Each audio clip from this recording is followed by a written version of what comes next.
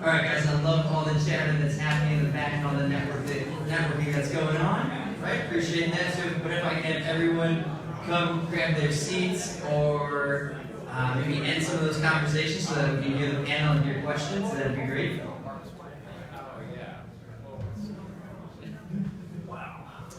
In case you're curious about who's who, again, one more time. All right, so it looks like everyone's kind of found their seats, which is great. We do have some folks on the sides that have microphones, so if you have a question, we're going to ask you to raise your hand, and then we have Victor over there. Great. Who do we have over there? All right, it's coming up. Great. So if you have a question, raise your hand, and then we're going to have one of these fine gentlemen come by and give you the microphone so you can ask your question into it. But some things to start with. Guys, when it comes to, so we're going to just get this panel started right away. So when it comes to XR, and I think about the legal aspects of it, and 360 videos and images and things like that, we had a new product come out from Burger King, and it was the ad that torched some other competitors' ads. What are the things that people should be thinking about from the legal aspect when they think of that thing that came out? And so you got some microphones next to you. Feel free to talk about that. So real quick, I'll intro the topic in case, who saw this? Who saw this ad that came out from Burger King? So Burger King released an app, I think it was primarily in Australia, and the concept was you would get a discount, I think it's $1 basically to pay for a Whopper. But the way that it worked is you would have to point it at like a McDonald's ad or a Wendy's ad that was up somewhere on a billboard, and the AR would recognize it, and when you touched it, it would start on fire and burn it away and show you a coupon. That's how it works. So first of all, really quickly, if I can start with logistics. Guys, are you okay with me sharing the presentations you had? Yes. Okay, that'll be made available on the website. You guys all have access to it. I will share that tonight when we're done. Just so you're all aware also, please wait to ask questions. I only said that for the microphone. We are live streaming right now, and the live streaming doesn't really pick it up unless you're talking to the mic. That's it. So that was the basis of the app, and one of the first questions I had was, first of all, it's kind of inventive, it's kind of cool, I like that, but at the same time, there's a lot of aspects to think about. Okay, so there was a creative agency that created the ads that are getting torched. There's the billboard owner. There's the property owner who's renting the space to the billboard owner. There's, 7, 8, 9 different parties that are involved here. What are the legal questions we have to think about before my company, which is an AR company, decides, hey, we're going to do something similar? I want to start, I think it's brilliant. First off, no doubt, I think if you're going to develop that process, that method to compete, right, destroy competitors' ads, there's a lot of technical components that probably go into place, right? Geo-centering, right? Positioning devices, coordinating what it would look like. So you've got potentially patentable, eligible subject matter about, okay, how are we doing this? What's the business method? What are the steps involved? How's the data moving? How is it exchanging? How are you verifying that it's actually pointing at the right location? Integrating with different devices. Maybe there's something unique there. It's worth exploring. I don't know. Perhaps better kept as a trade secret unless it's reverse engineerable. And that's the big test that I talk about is what you're doing reverse engineerable? If not, keep it in-house, right? Keep it look at Coca-Cola. Look at KFC, I don't know what to call it, food type things. There's plenty of technology, certainly including software, that you should not necessarily patent. You don't have to patent everything. I don't want to talk forever, so let someone else speak.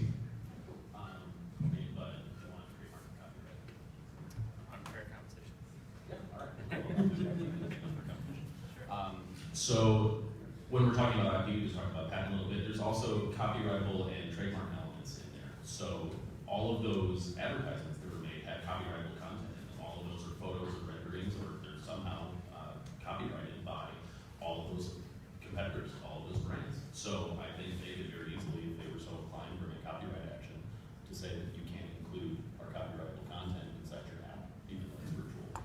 And also, there's going to be trademarks associated with that. There's going to be registered brands, which you also potentially can't replicate. Now, part of the thing that's sticky here is that it's something that's out in public and it's public facing, but it's still being reproduced in a certain way and disparaged is the general part for trademarks. So it's a negative thing to set someone's ad on fire. That's PR that they don't want. It's great for Burger King, it's great. I thought it was an awesome cool app. I thought they were kind of cool and trendy.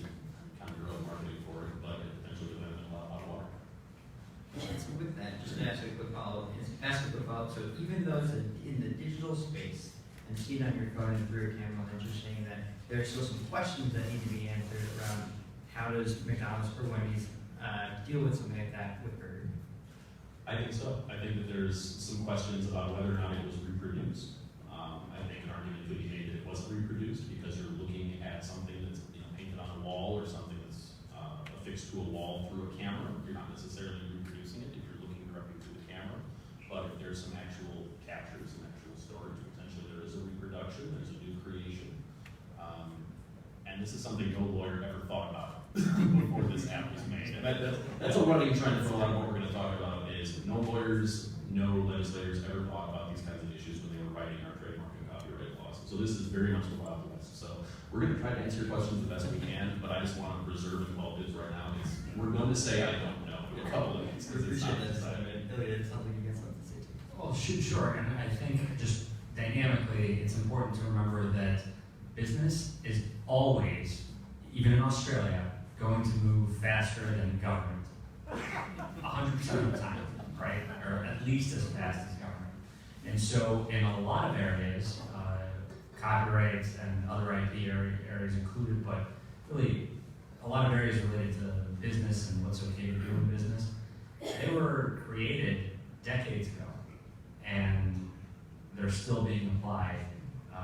Nobody, I guess until 1957, could have thought of VR as a potential technology that would have these legal areas apply, and the laws that are being applied to it can be old a lot of the time.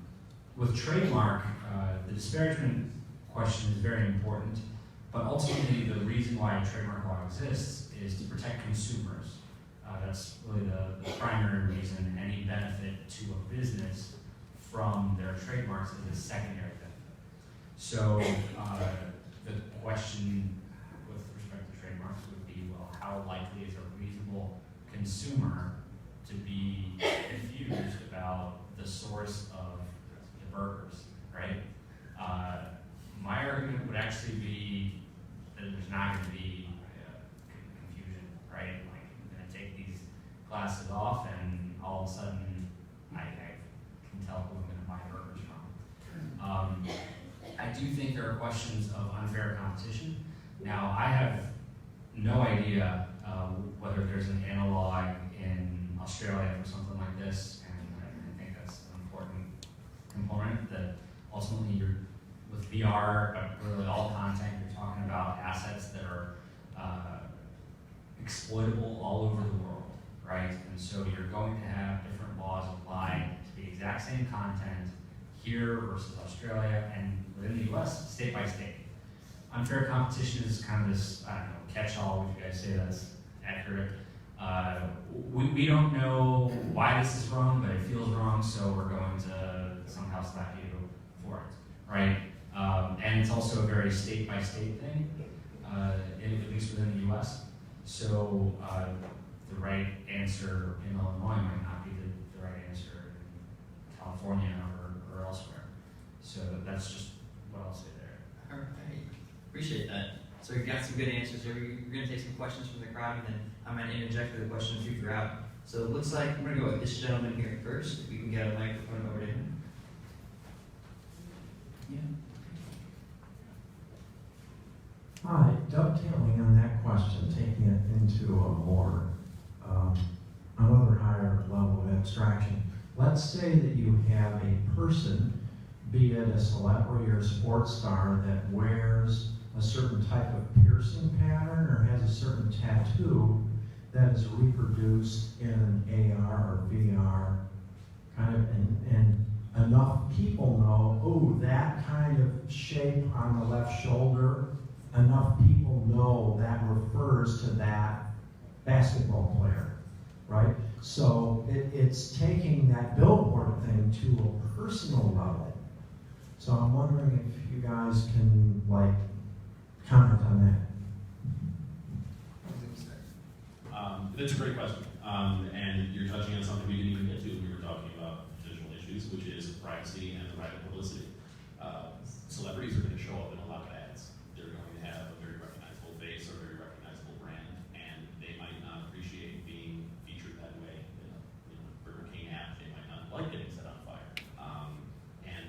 be a question of whether or not they're endorsing that or not, depending on what the ad is or what the joke is. You know, there might be some likelihood of confusion that they could have been in on the joke or they could have been affiliated with it.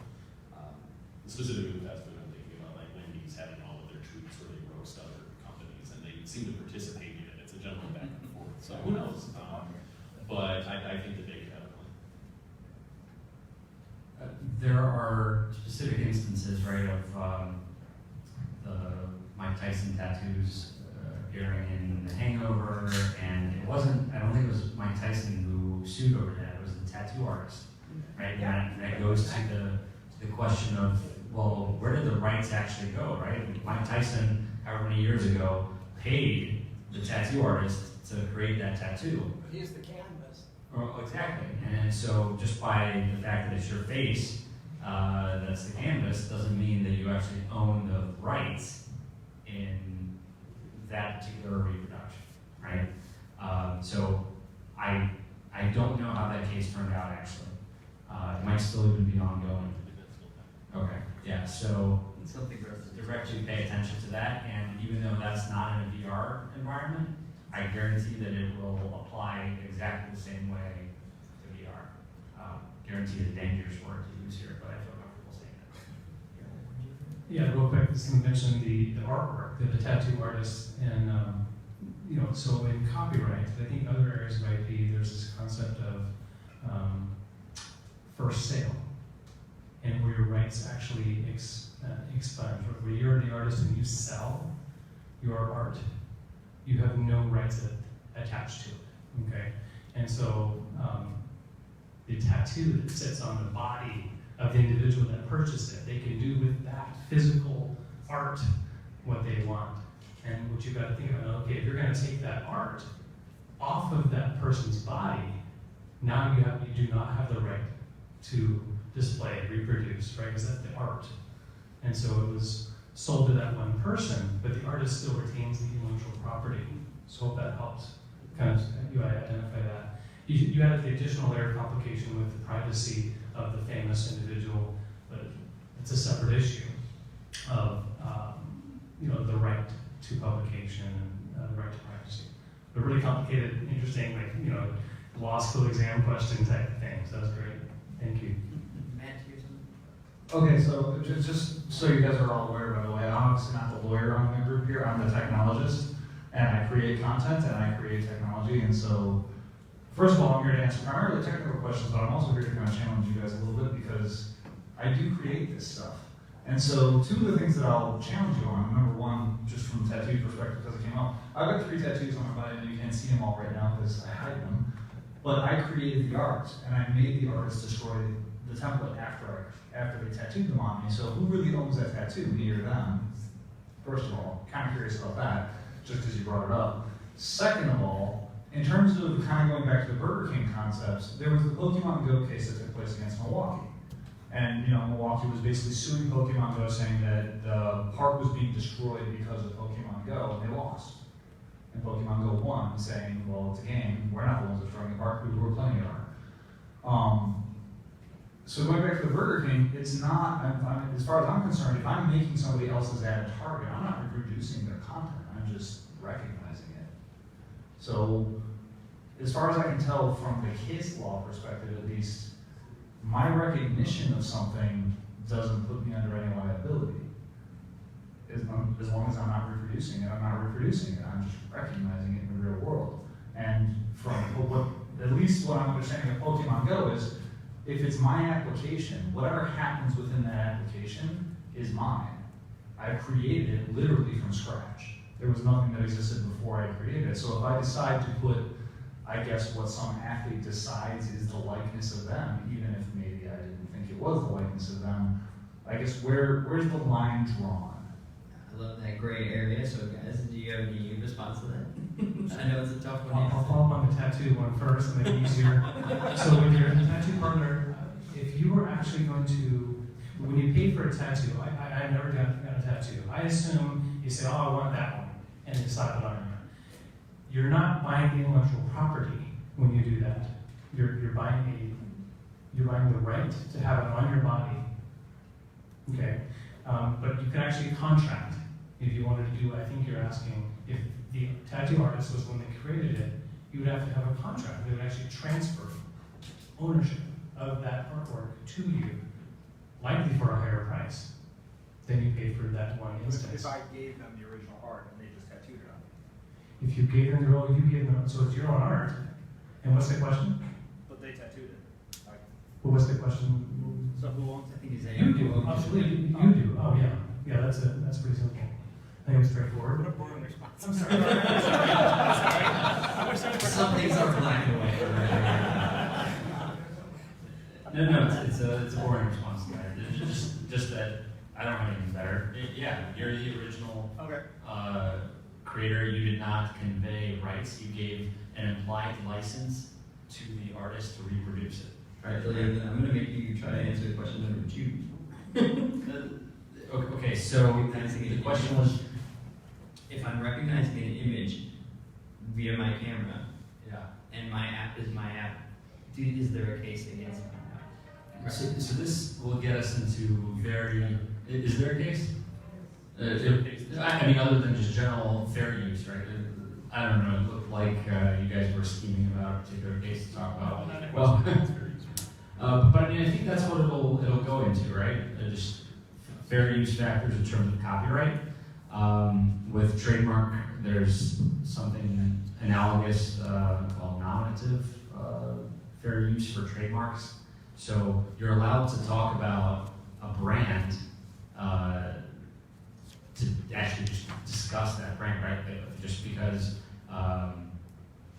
somebody owns rights to McDonald's, the brand, doesn't mean that we can't be talking about McDonald's right now, as long as we're not misguiding consumers about the source of goods or services, right? So as long as you're not, your software doesn't convert one to the other and then proceeds to, your post is, hey, look at what a terrible thing McDonald's did, but really it was Burger King, right? And your technology just converted one brand to another, you're probably going to have problems, not from the technology doing the conversion, but from the subsequent posting and defamation, right, that might come along with that, or the consumer confusion that might come along with you saying, hey, this is what McDonald's did, when really it was another company that did it, right? Is there an add-on answer? Oh, I'll say and the context of it is really what drives it. I think that's really very important, the context of how you're using something and for what purpose. Because when I said earlier that there could be a case for likelihood of confusion for trademark, it depends on how you're using that mark. Because if someone interacting with your game, with your app, comes to a conclusion that a use of a brand or some copyrighted content was somehow endorsed or licensed, or there's some kind of inferred authorization, that's when you're going to be running into trouble. Because especially in video games and movies, product placement is everything. And there might be a very strong implication that something is an authorized use if it's even included in your app. So someone might, if you put a can of Coke in your game, it just as easily could have been Mountain Dew, Pepsi, or Dr. Pepper, but it's Coke. So someone might assume that Coke paid money to have that product placement there. But there's nobody who's going to challenge me about the fact that there's a Coke in the live stream of this event saying that Coke endorsed it. Not yet. That'd be a whole separate case. If you go and then hit Ross on the head with the Coke can, then you might have problems. And then extrapolating one thing, so we talked a little bit about art and the value of that and recreating it. What about just 3D objects in general? If I have a patent, maybe this is for our patent guy, if we have a patent in the physical world, and then it's recreated in the digital world, whether it's AR, VR, XR, is there a case against that? Maybe if it's a Rolex watch, let's say, and I recreated it from scratch in a 3D space. How does that A handle? Rolex watch. Yeah, let's say. Okay. Well, so Rolex watch, right, has moving parts, and there's likely a utility aspect to a watch. So let's just maybe make it more simpler to the design. Right?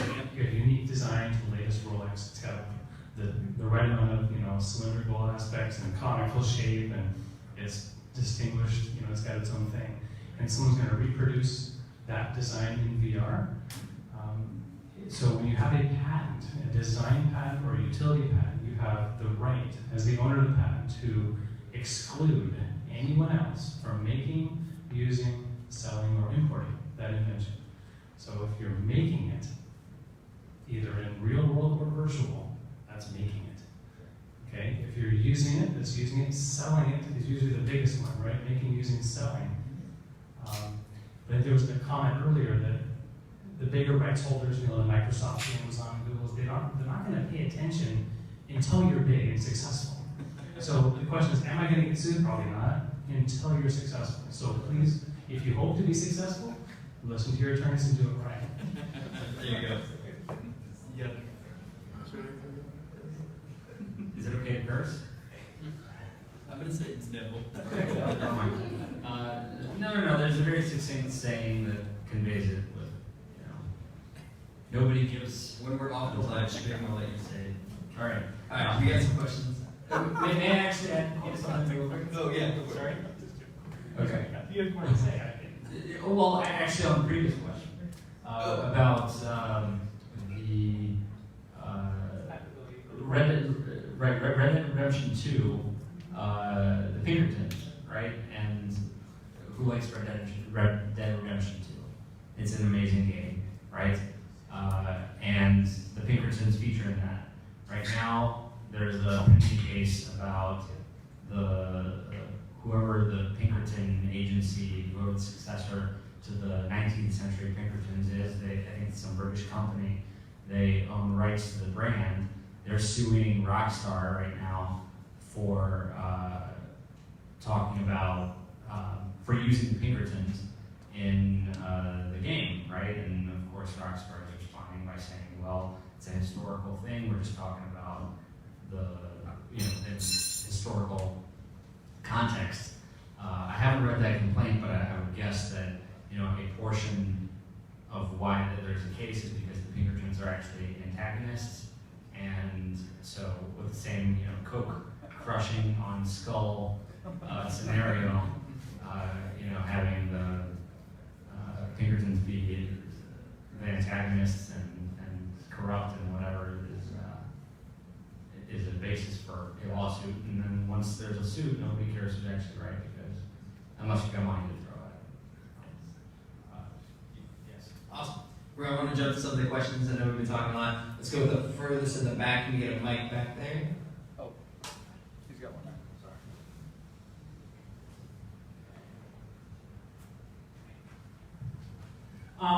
I have a bunch of friends who do AR stuff and they build 3D models, and they're interested in placing these models, in particular in Chicago, around the city of Chicago.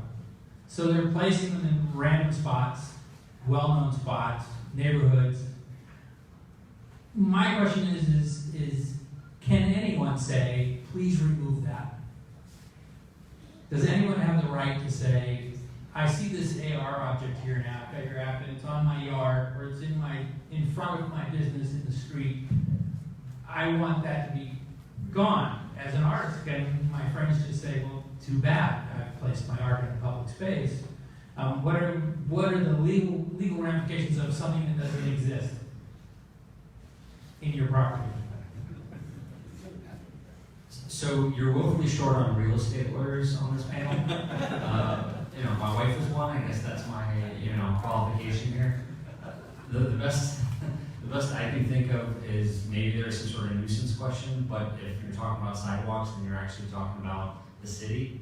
But at the same time, the right to assemble, and I'm sure all of that comes in. I'm not sure about this answer at all.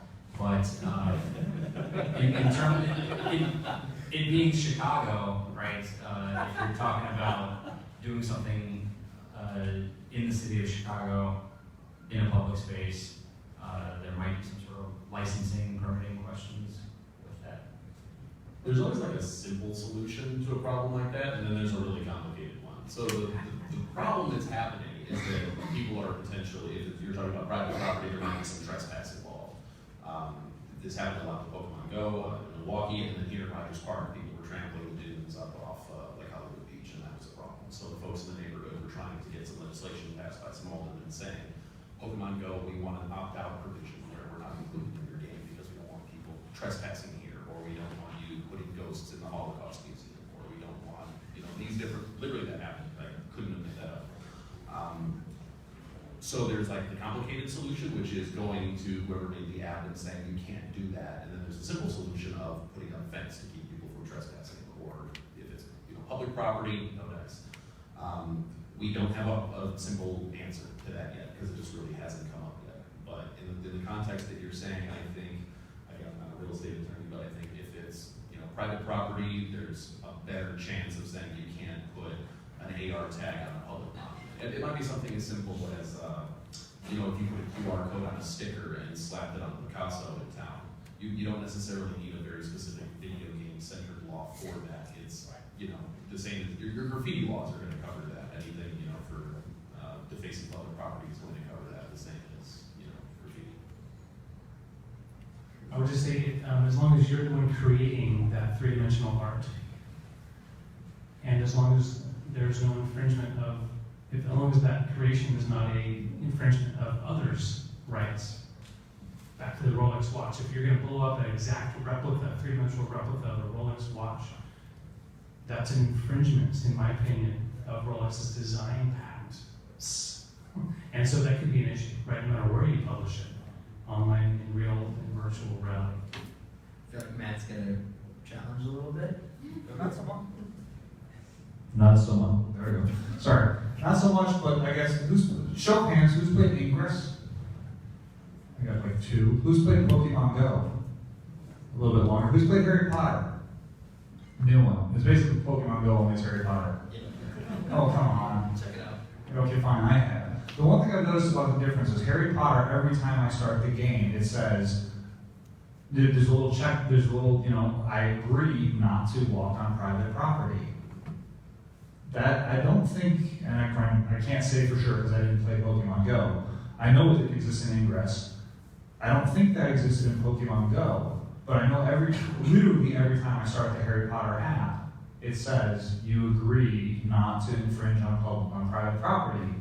So I think that's the way that Niantic, who released all 3 of those games, by the way, I think that's the way that they're kind of covering their butts. They're basically saying they're putting on a player, don't walk on private property, even though their servers are kind of randomly generating where things are going to appear. So Relinquishing some of that I line. think they're trying to cover the bottom of liability, but at the end of the day, is it even their liability? Because technically, the content doesn't exist on a private property unless you are in their game. Mm-hmm. So, Well, then you ask a bigger question of is image recognition, are people going to be able to control their image recognition in the first place and their digital mapping of spaces? Be able to say, hey, I don't want my image recognized, my building recognized, or something like that. well, but if you're doing randomly generated content, do you have any control over? At that point, does the city of Chicago have a right to tell me as a developer that you have to be able to write a control that says it can't be in this space if I'm basically just randomly generating? How do you guys feel about that question?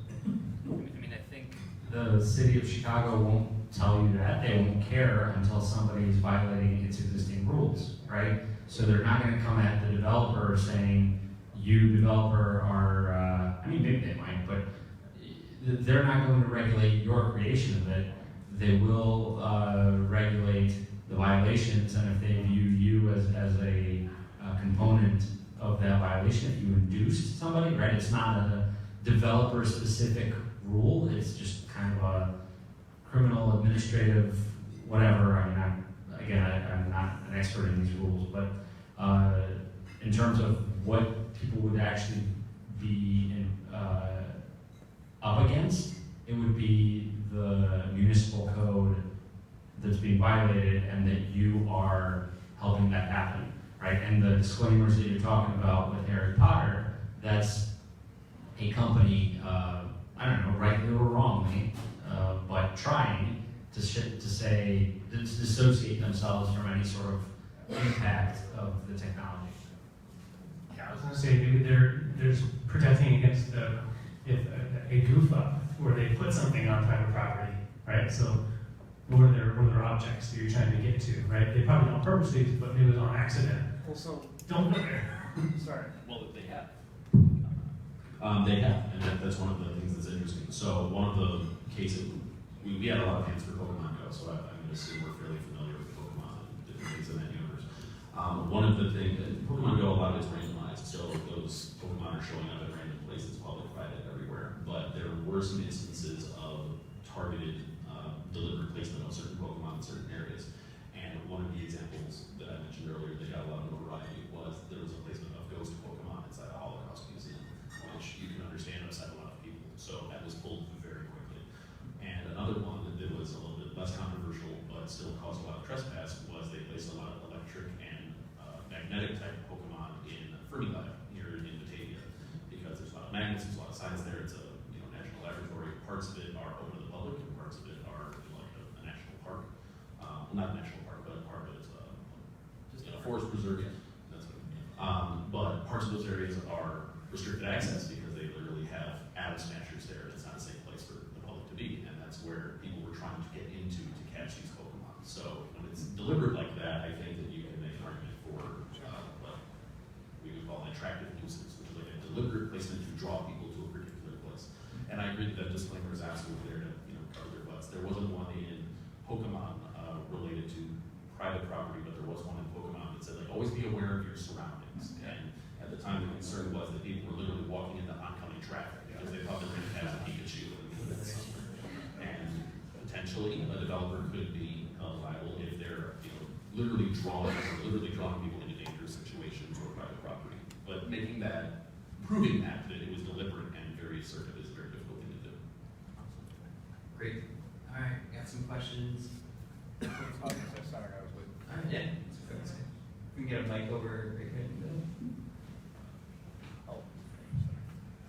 I was hoping you could touch on some of the legal considerations when it comes to intellectual property with artistic design that uses AI or machine learning to like help design that art. Can you give us an example of what you mean? Say you wanted to create like a score for a film that you designed or you created with like a machine learning algorithm, and like you gave it all these different like scores for it to base itself off of. Who has the rights to that? Is it the people who designed the algorithm, or is it the people who use the music? That's a good question. Yeah, that could be a tough question. Look, that's a good. Yeah, I feel like you got to test it. Do you want to answer? No, you can. So that's a copyright question, right? On multiple fronts. You've got something that's copyrightable that's being created with the algorithm, and then that particular expression of the algorithm as code is also potentially copyrightable, also potentially patentable, depending on what's the code. So from the copyright perspective, it's almost a question of the end user agreement for the algorithm, right? What does it say? Now, if you're trying to if you are a coder creating an algorithm and you are trying to make money off that algorithm and that algorithm creates music, you're severely limiting the commercial value of your code if the end user then somehow forfeits rights to you to the end product of what it is that they create, right? That's just a business reality. Theoretically, you could have end user agreements for your algorithm that somehow reserve rights for you, although if the end user somehow also contributes originality to then create the song, right, then they might be co-author, regardless of what your agreement says. You guys want to add to that? Just a little bit. Yeah, so you're right that a lot of when it comes to code, when you're coding, an actual instance of code is copyright law, right? That is like writing a story, right? You can write a story in a million different ways, right? You've got this one way of expressing the code, and that's why it's an art. Now, if you think about what that code does in terms of its functionality, right? Each step of sort of a flow in terms of what elements are you combining in the musical score, maybe you're bouncing it off of what materials are in the auditorium, wood, right? What kind of acoustics do you have? How big of a space and volume? Do you have other kinds of inputs? If you're combining all those in a unique way, it's worth exploring patentability, all right? And so when you think about patenting, you have to think about inventors and that idea that there could be more than one inventor. And so there's more than one inventor, and then oftentimes ownership is another issue. So if you're operating in an entity within a business, usually if the business has done their job correctly and worked with hired attorneys and hired properly, their employees are going to be subject to assigning their inventions to the company, and they're going to own all rights to what their employees develop while on the job. If they haven't, then it's kind of up in the air a little bit. If they've been independent contractors and that sort of thing. So I'm kind of going off on the weeds a little bit. So I'll just stop talking a little bit. Yeah, no, appreciate it. Yeah. All right, Yeah, just one more thing About, again, as the non-patent attorney that somehow deals with codes, and I've been forced to like ask for a boiled down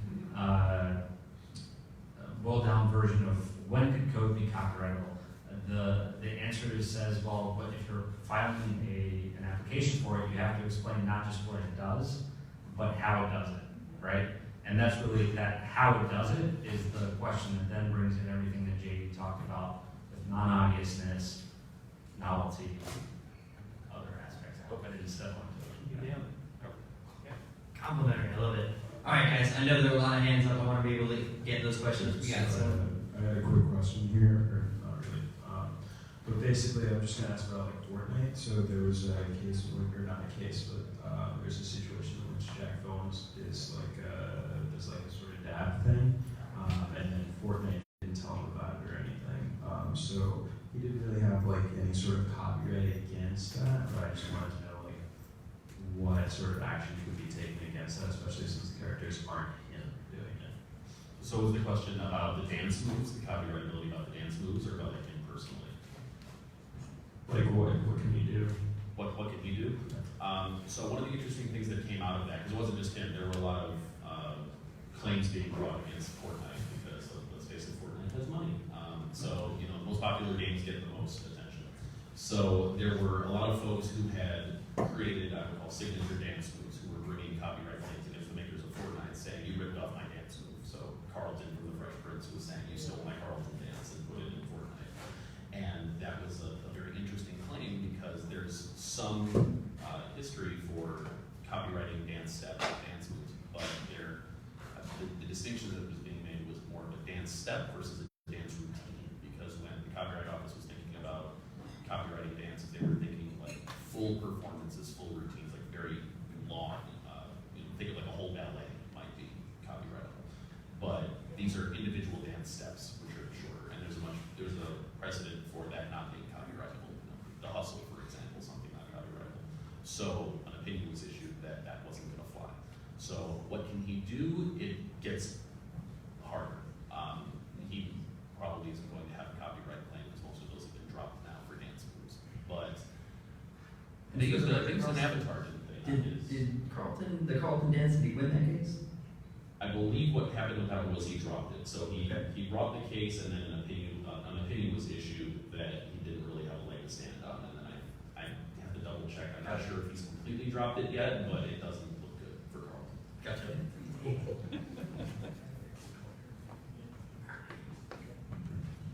Hi, my name is Robert Pinckney, and I'd just like to ask, say that you developed a game, and you use not someone's likeness, but something in connection or conjunction with them. So say if you use Malcolm X and his glasses, and your game blows up and becomes big, but you're using it for educational purposes and historical purposes.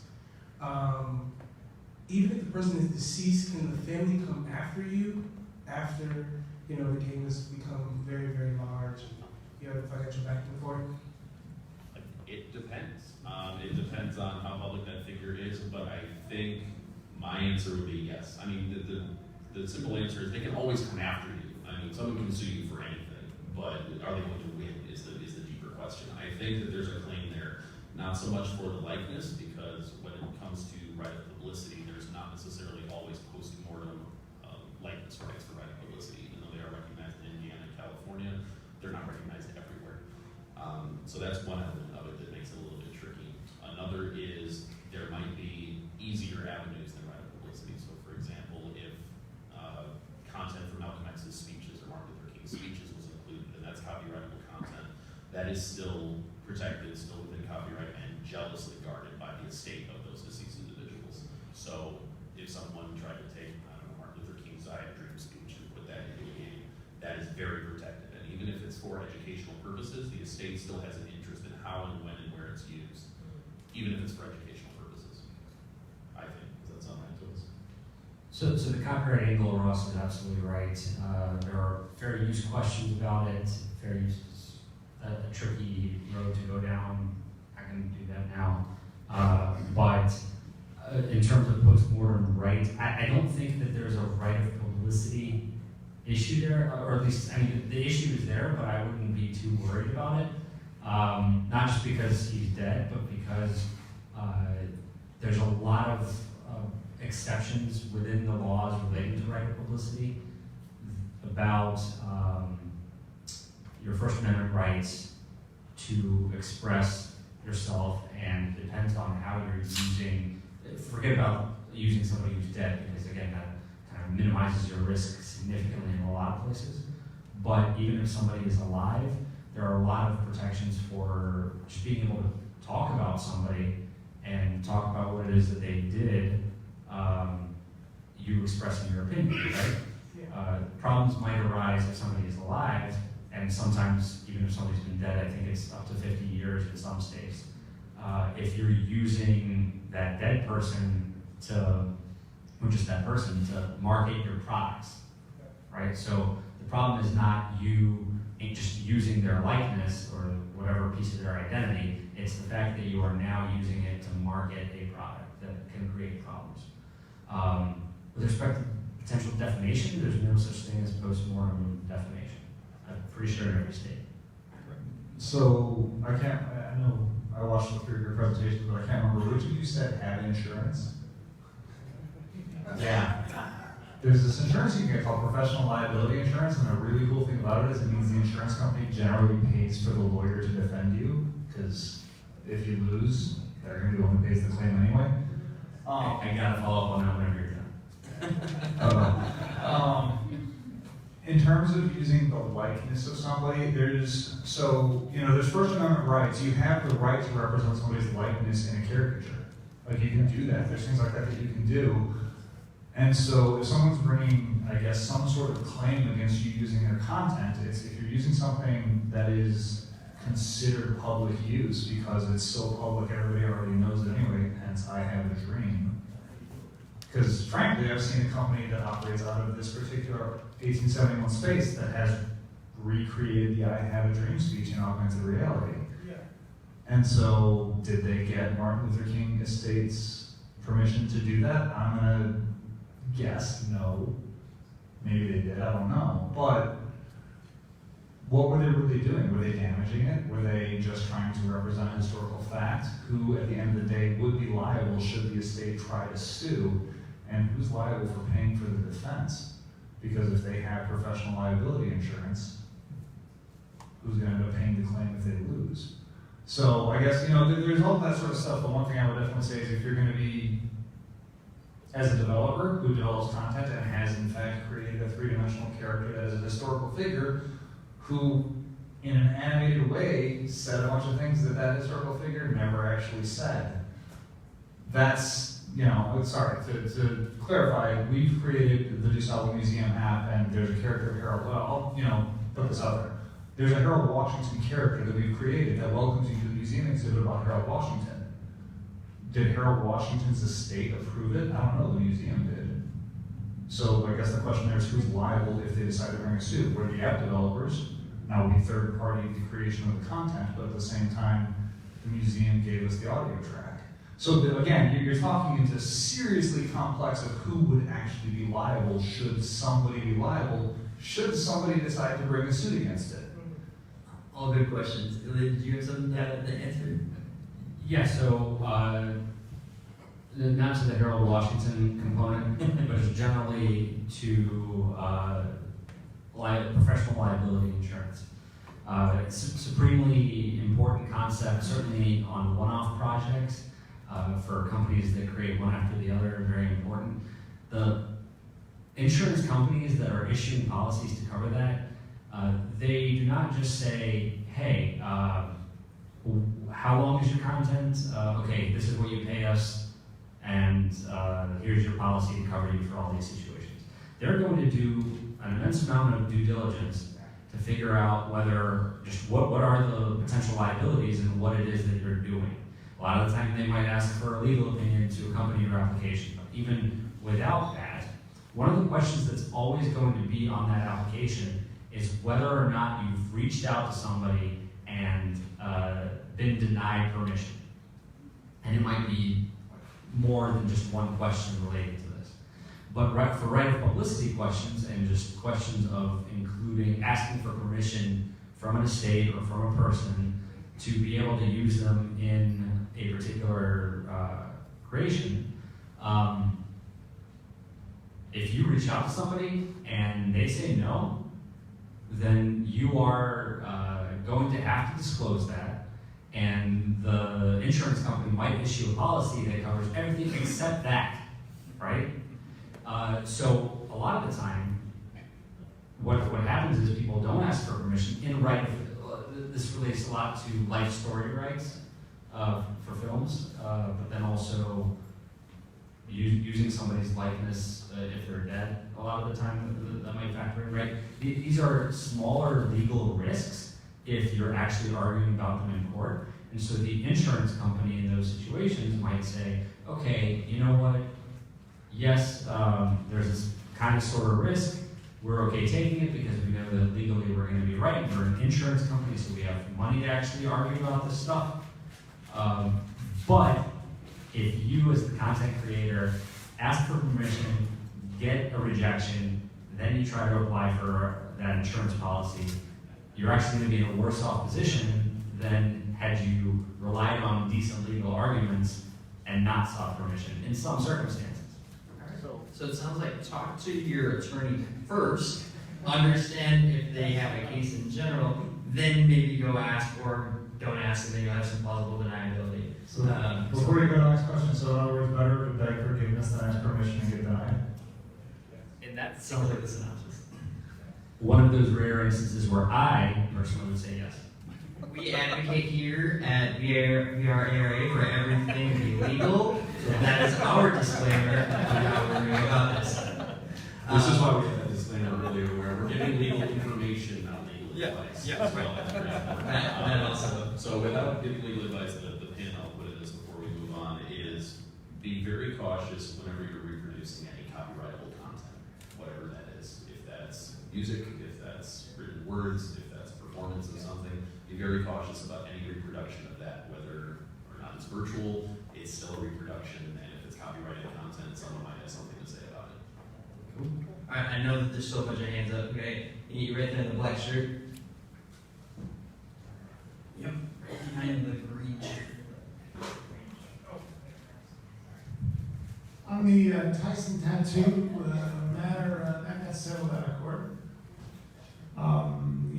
Illinois has a pretty strict statute about using a person's likeness, includes voice, image, and so on, for commercial purposes. So the question is it for commercial purposes or not? And then I had a question. Someone asked a question about using AI to work with existing musical scores to produce original work. So my question is, would that, the end result, be derivative work, and are you going to run into a sampling problem when you're using pieces of existing works and recombining them into a new work? Those are both really good questions. Yeah, so you guys got No, I feel like I'm taking a law school essay exam. These are fantastic. So, are games commercial works? The jury is out on that. So I would say that one of the, it was framed very well by a law professor. I wrote an article who said games are not like coffee mugs, because for a long time video games have been treated as commercial properties for a commercial purpose, some kind of spin-off of some other property, very similar to coffee mugs with photos on them, board games with photos on them, merchandising, not intellectual property works into and of themselves, something having more in common with music or movies or books. I think that video games have far more in common now with music and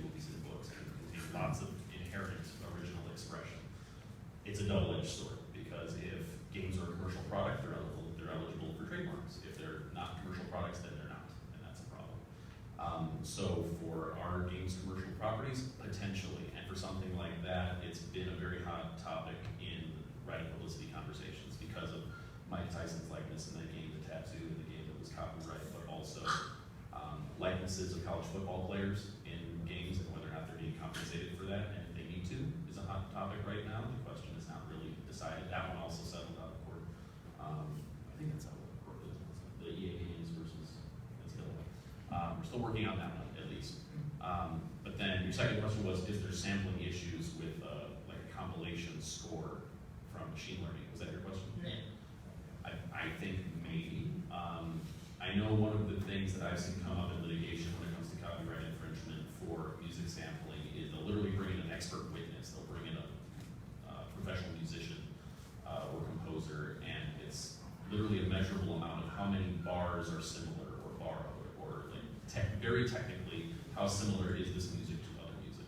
And then they also bring in a layman who's like, do these two things sound the same to you? Does Ice Ice Baby sound like Under Pressure? You know, could these be confused? And the answer to most people is yeah.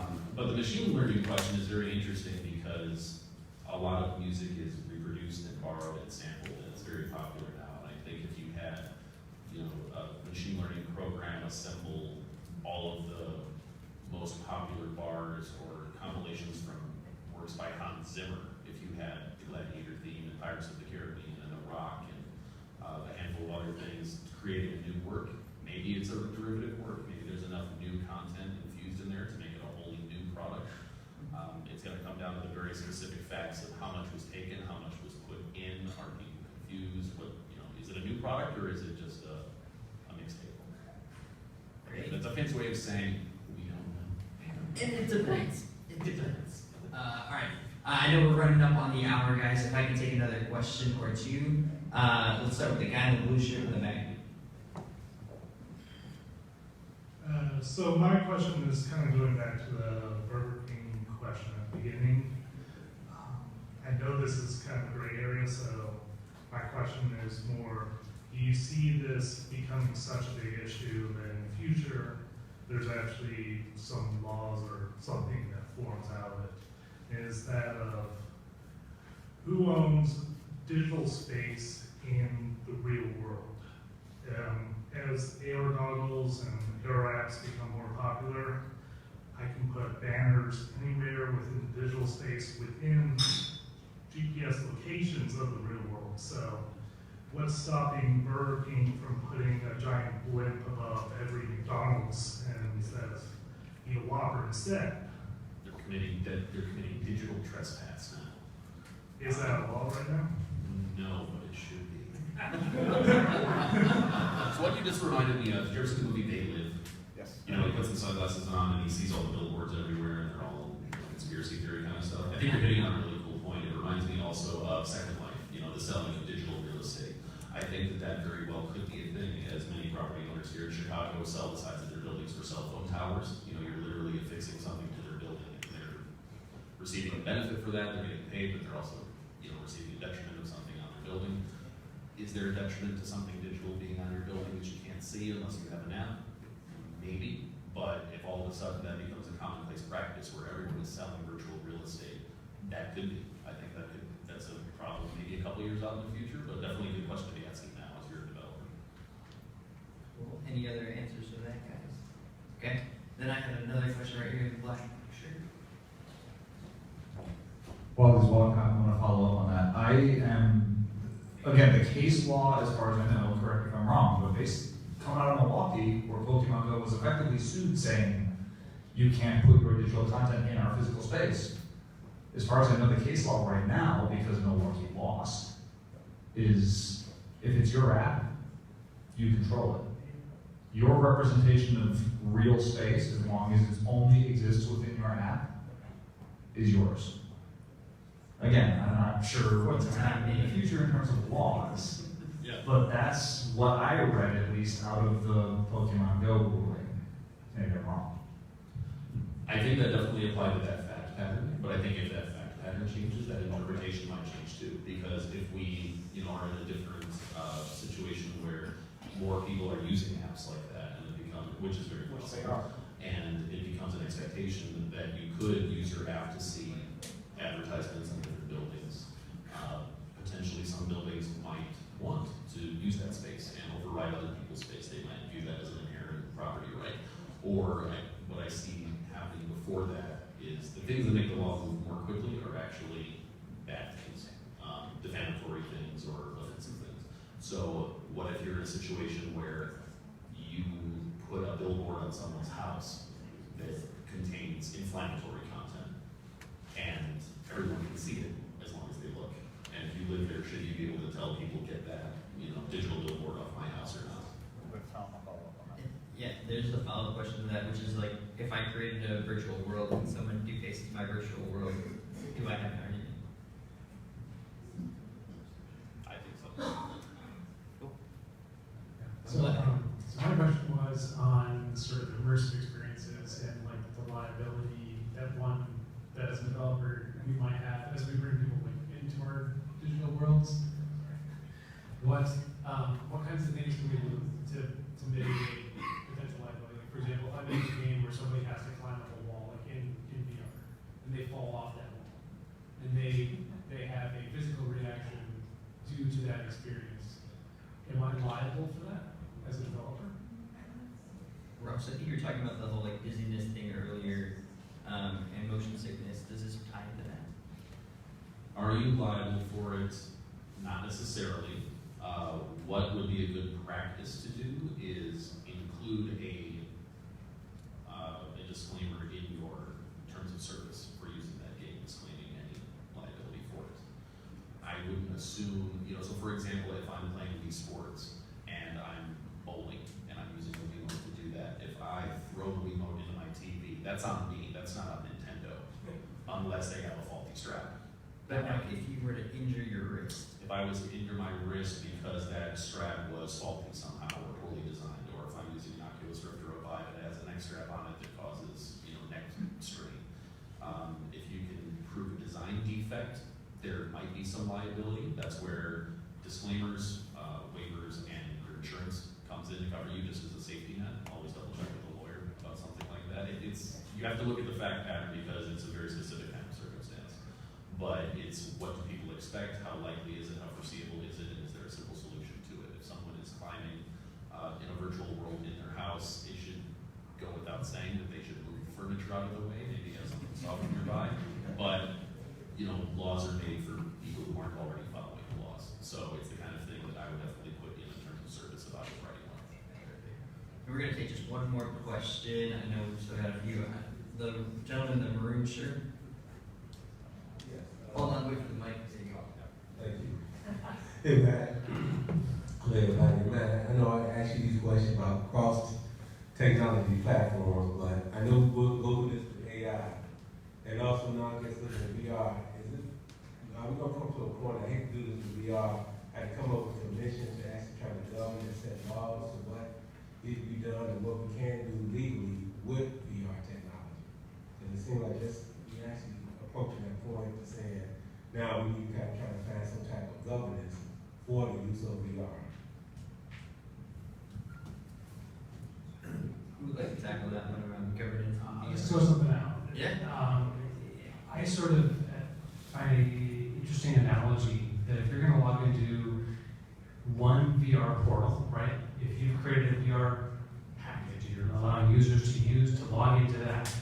It is extremely analogous to a website.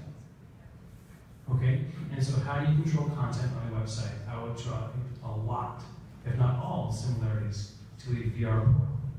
Right? If it's available to the public, you must follow all obscenity laws, right? All decency, your any other government institution standards of care. That's kind of my whole put. Cool. Perfect. Matt, did you have a follow-up on that? I mean, the main thing I'll get into, at least, and again, this is more, I can't speak for the entire world, obviously, but I can speak for what I've noticed as a developer.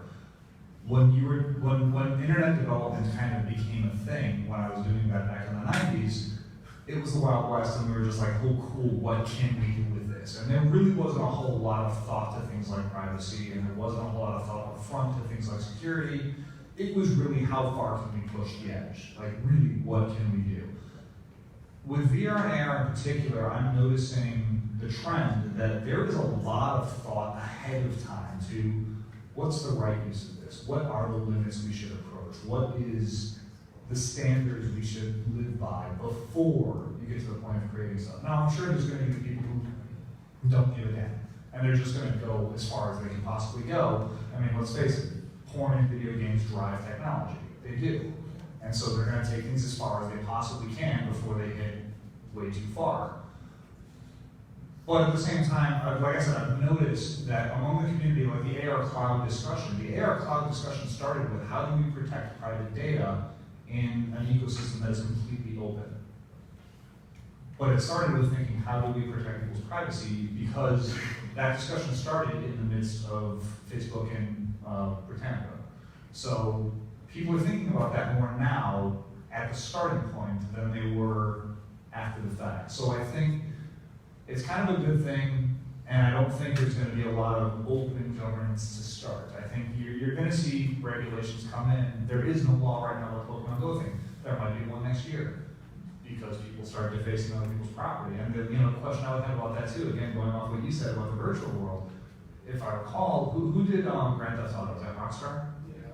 Yeah. Rockstar represents other cities in their maps. Their maps are maps of actual physical cities. Now, they kind of allude to that, but clearly some of those buildings are not the buildings that are actually there. So, who owns the digital representation of another city's map? Yeah, like there's things like that that are going to come up. There's no answer to right now, and as far as I'm concerned, if there's no law, it's not illegal until there's a law.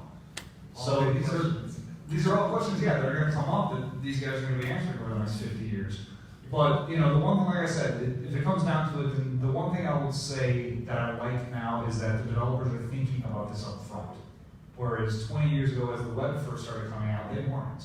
We were really just seeing what can we do. Great. Awesome, guys. I am going to cut off questions, though. I know we're past the hour, and I want to get some time to be able to demo on the Oculus Quest and imagine to go over here, hang out with Bundler back there, or talk to ourselves as folks. So real quick, a round of applause, guys, for our panel. Enjoy the next about half hour or so. Talk to these guys, ask them one-on-one questions. Again, it's not legal advice, it's just legal information. And go forth with that. We hope to see you at the next meetup again in a month. Before we all go away, can I get a round of applause for Mark for his first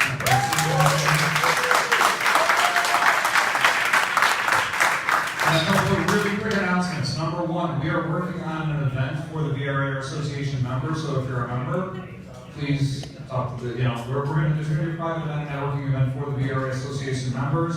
It might be open to the public after the fact. We'll figure that out. We'll look for an announcement on that. I'll make a little, throw right here. John, you still over there? I can see you. Yes. He is, cool. If you guys decide that you're going to join the VR area tonight, I'll throw you a 20% discount tonight. Talk to John, put your name down, write it down at 20%. We'll make it happen.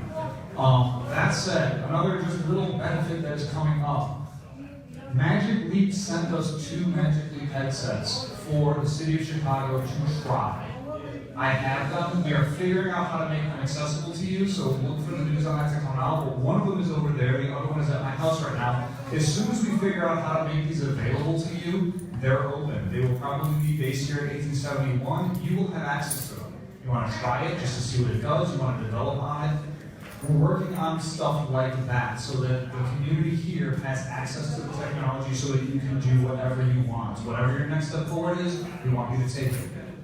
Please talk to the people here. We hope to see you next month. Next month is AEC, Architecture, Engineering, and Construction. So a big industry that's using this technology a lot right now. Thank you again. Thanks, Mark.